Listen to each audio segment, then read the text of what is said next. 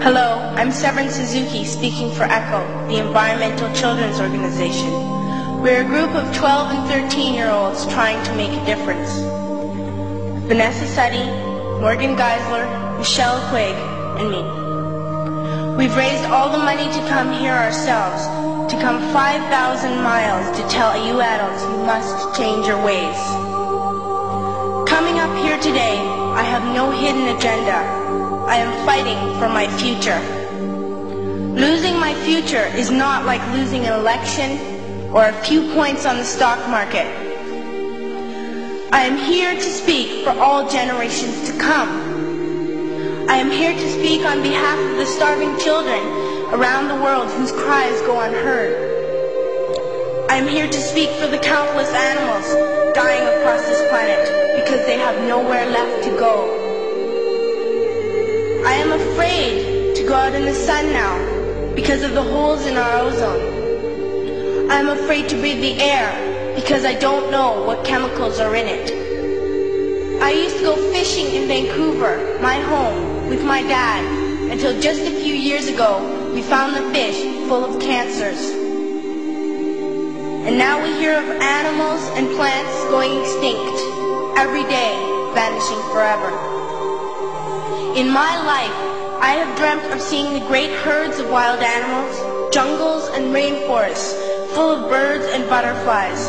But now I wonder if they will even exist for my children to see.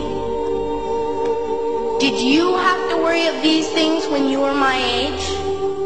All this is happening before our eyes, and yet we act as if we have all the time we want and all the solutions.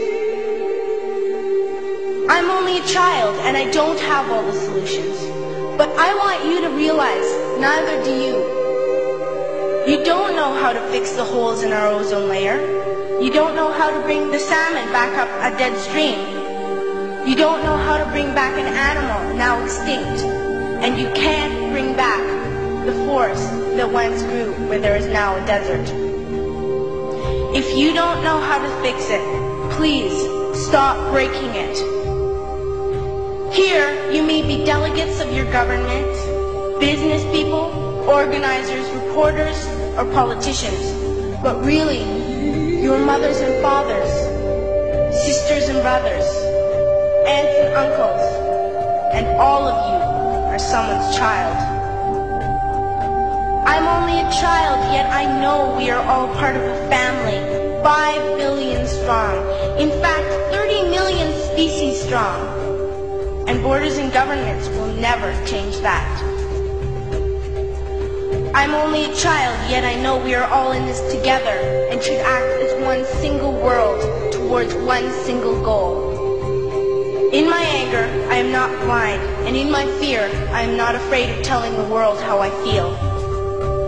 In my country, we make so much waste. We buy and throw away, and yet northern countries will not share with the needy. Even when we have more than enough, we are afraid to share.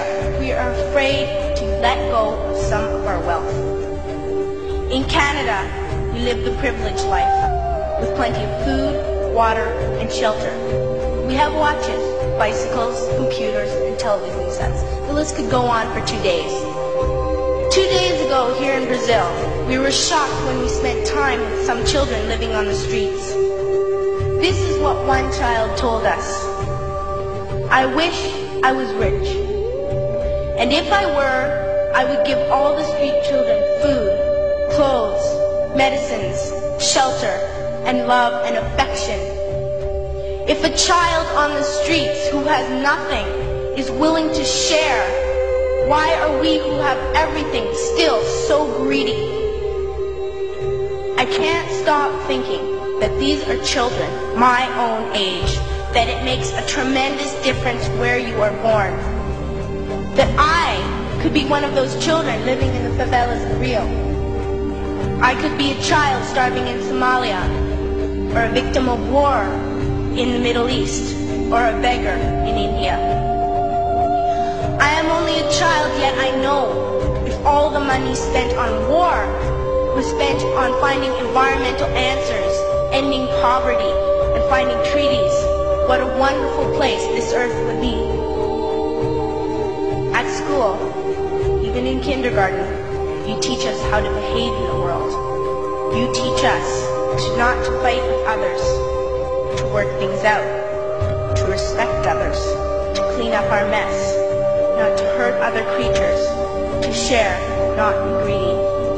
Then why do you go out and do the things you tell us not to do?